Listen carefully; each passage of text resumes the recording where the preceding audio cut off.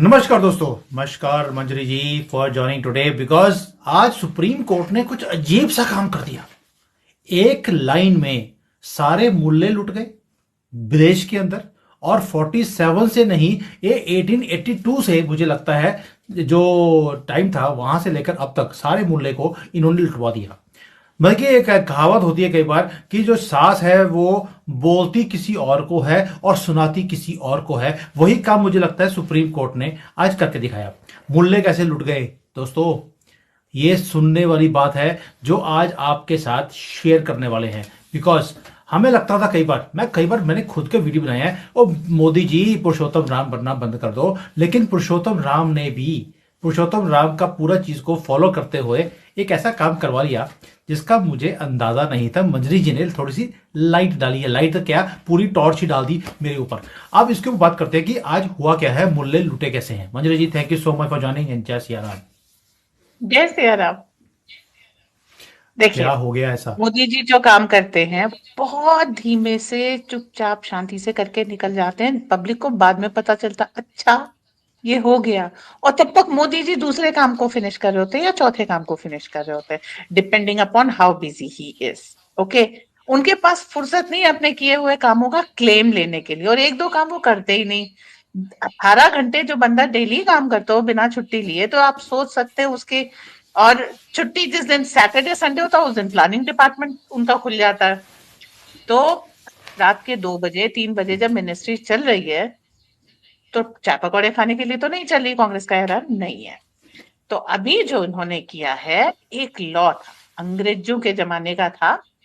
उसमें प्रॉपर्टी की सेल और उसकी रजिस्ट्री इन्होंने बनाई कि आपने प्रॉपर्टी, मेरे पास एक प्रॉपर्टी है, एक मकान है जिसको मैंने बेच दिया, और बेचने के बाद मैंने उसकी रजिस्ट्री नहीं कराई, तो इस सेल को कंप्लीट नहीं माना जाएगा। भले ही जिसको मैंने बेचा वो आकर के रहने लग गया, परंतु जब तक वो रजिस्ट्री नहीं हो जाएगी ये प्रॉपर्टी मेरी रहेगी। अब इसका सबसे बड़ा फायदा हिंदुओं को क्या हुआ? कश्मीर से जब आप भागे, आपने 4 करोड़ की प्रॉपर्टी 5 लाख में बेच दी, क्योंकि उस समय आपके लिए 5 लाख जिंदगी थे, कीमत नहीं थी उस प्रॉपर्टी की। ऐसी प्रॉपर्टी रजिस्टर नहीं हुई, इसे कहते हैं डिस्ट्रेस सेल। आप मजबूरी में अपनी प्रॉपर्टी को आधे चौथाई या बिना किसी उसके, अपने बच्चे के सर पे बंदूक रखी, प्रॉपर्टी अपने नाम साइन करा दी। तो ये इस तरीके के काम भारत में बहुत हो।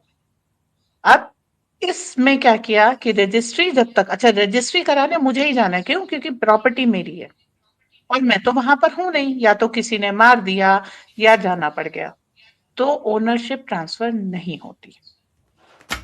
और ये बात अगर मीडिया हिंदुओं को नहीं बताएगा, अब वो जितने लोग हैं जिन्होंने स्ट्रेस सेल की है, डिस्ट्रेस सेल की है, वो जा करके क्लेम कर सकते हैं। इसके लिए लीगल प्रोविजंस हैं। तो वैसे ये चीज जम्मू के रोशनी एक्ट के बाद से चल रही थी कि किस तरीके से कुछ लोगों को विशेषता प्रॉफिट पहुंचाने के लिए लॉज बनाए गए और उनका गलत इस्तेमाल हुआ, पर ये जो चीज है अब हमारे फेवर में चली जाएगी। प्रॉपर्टी लेने का एक तरीका है, दंगे करो, लड़कियों के ऊपर अत्याचार करो, दो चार को विभत्स तरह से मारो, पूरा एरिया खाली हो जाता है। आपने देखे होंगे कैराना वगैरह में ये मकान बिकाऊ है, बोर्ड लगा करके हिंदू वहां से चले जाते हैं। कब में दूसरी पार्टी का कब्जा हो जाता है वो देखने भी नहीं आते, क्योंकि उनको बेटियां और जान प्यारी है। और उसके बाद फिर जो कब्जेदार हैं, आ, वो धीरे धीरे उस प्रॉपर्टी को बेच करके आगे मूव कर जाते हैं। तो इस तरीके से अच्छी भली मेहनत से कमाई हुई प्रॉपर्टी दूसरों के हाथ में जाती रहती है। और कोई कांग्रेस गवर्नमेंट या विपक्ष की कोई गवर्नमेंट इसके ऊपर ध्यान नहीं देती। पर मोदी जी का काम है सनातन का अभ्युदय, तो उन्होंने इस तरह का लॉ बनवाया और सुप्रीम कोर्ट से जो है इसका इंटरप्रिटेशन निकलवाया कि जहां पर रजिस्ट्री नहीं हुई है, वो ओनरशिप ट्रांसफर नहीं हुई है इमूवेबल प्रॉपर्टी की, तो अगर आपने किसी मजबूरी में कोई प्रॉपर्टी कम दाम में बेची है, आप आज भी उसके मालिक हैं। अब वो लोग जो दंगा करके प्रॉपर्टी हथियाते थे लॉ सुनकर। जी। मंजरी जी, जो वक्फ बोर्ड है, उन्होंने तो सारी प्रॉपर्टीज ही इस तरह से कब्जा की हुई है, यानी कि वक्फ के ऊपर काज गिर गया। भाई साहब, पूरा एवरेस्ट का पहाड़ गिर गया, गाज क्या गिरेगी। उनकी तो आधे से ज्यादा, मतलब देखिए, आ, इनके पास कोई काम नहीं है, खाली बैठे बैठे पान चबाया और ये हमारा वो हमारा, जहां तक निगाह जा रही है वो प्रॉपर्टी मेरी। ये इनका वो वाला हाल है, इनके पास कोई किसी चीज के कागज नहीं है, किसी के सबूत नहीं है। और कांग्रेस गवर्नमेंट ने इनको ये पावर दे रखी थी कि वक्फ बोर्ड पे ने जिस प्रॉपर्टी को अपना कह दिया वो उसकी हो गई। अगर आपको विवाद है तो वक्फ ट्रिब्यूनल में जाके लड़िए, सिविल कोर्ट में नहीं आ सकते आप। तो ये जो पावर थी इनको कांग्रेस ने दी थी। अब कांग्रेस के पास खुद कोई पावर नहीं है, तो जो लॉ है वो सही ढंग से अब इम्प्लीमेंट हो रहा है कि अगर आपने गलत तरीके से कोई चीज ले ली है तो अब आपको वापस करनी पड़ेगी। ये अगर मुदिया सही में बेरहम हो गया तो ऐसा ना हो उसके ऊपर किराया लगा दे ब्याज सहित, कि भाई सरकारी ली उस पे किराया दो, और प्राइवेट ली तो प्राइवेट वाले को किराया दो। तुम फुकट में कैसे रह सकते हो कहीं पे। ठीक है, तो अभी मंजरी जी, ये बेरहमी। कहना आसान है।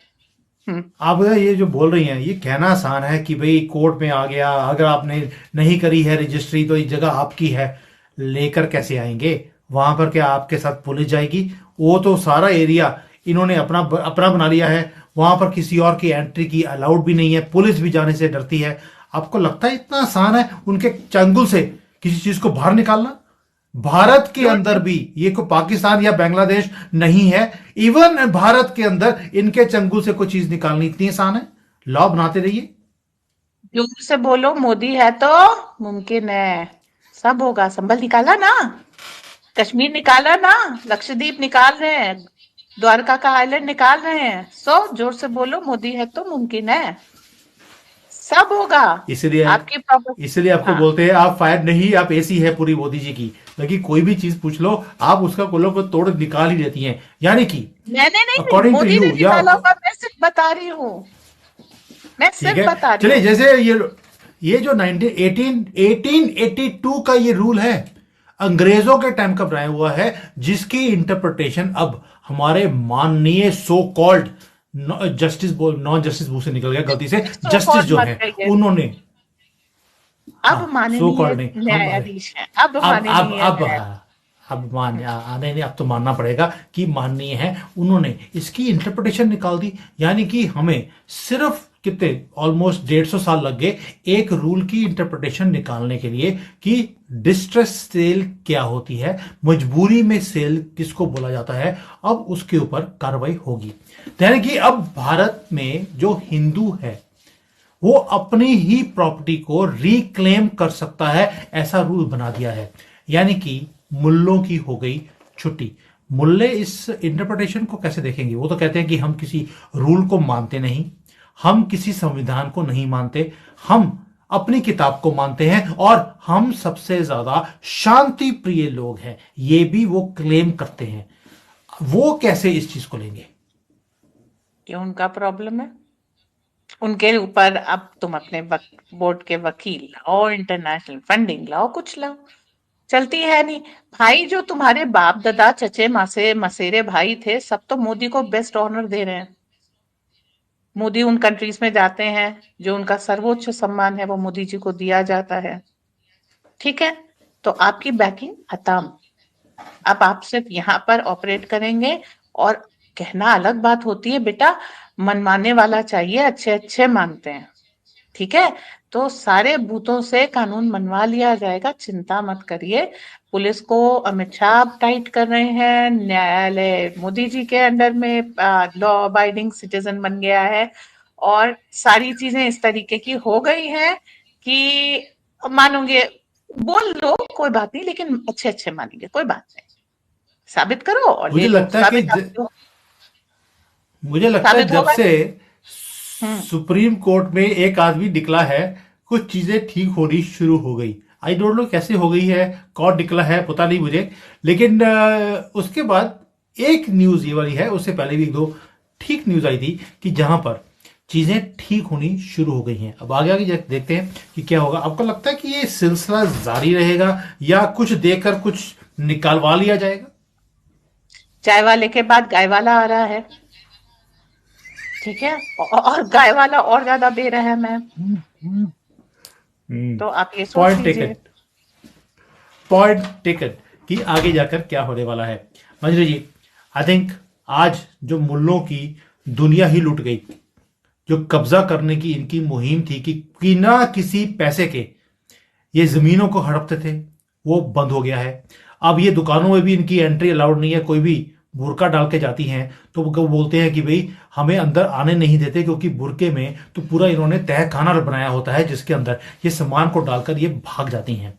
जो बस वाले हैं उन्होंने भी अब इन बुरका वालों को देखकर बस रोकनी बंद कर दी कि पता लगे सीट ही निकाल कर ले गए, और जो कंडक्टर था पीछे से वो भी गायब हो गया बुरके के अंदर ही, ये छुपा कर ले गई। तो इसलिए अब इनका जो हालत हो रही है, यानी कि जो फटी हुई शेरवानी है एक प्रिंट वाली, उसको समझ आ गया कि जो ये बोलती थी कि हमें सेकंड ग्रेड सिटीजन बना के रखा है, डर का माहौल है, हमें सांस नहीं मिलना जा रहा लिया जा रहा है मोदी जी के अंडर, क्योंकि जैसे फूल फूल कर ये सांस ले रहे थे, हमारा ही ऑक्सीजन खत्म कर दिया था हिंदुओं का। अब इनका दाल पानी थोड़ा सा बंद किया जा रहा है, टाइट किया जा रहा है। आपको लगता है कि ये जो 10-12 करोड़ इलीगली यहां पर आ गए हैं, इतना टाइट कर दिया जाएगा कि अपने आप ही चले जाए, या हमें ही भेजना पड़ेगा? नहीं जाओ, यहाँ लॉ अबाइडिंग सिटीजन बन के रहो ना, धीरे धीरे धीरे शुद्धिकरण करो, घर वापसी करो। हम किसी को भेजने में कहीं इंटरेस्टेड नहीं है। अब अगर आपको अपना एक कोर्ट के जज ने कहा था ना, कठमुल्ला शब्द यूज किया था, मैं वो सब तो नहीं करूंगी, लेकिन हाँ, अगर आपको 14वीं सदी में 7वीं सदी में रहना है तो ये प्रॉब्लम आपका है। हम आपको लॉ अबाइडिंग सिटीजन बनाएंगे, कानून का पालन कीजिए शांति से जी, यूनिफॉर्म सिविल कोड देंगे और इक्वल अधिकार देंगे, विशेषाधिकार नहीं देंगे, ठीक है।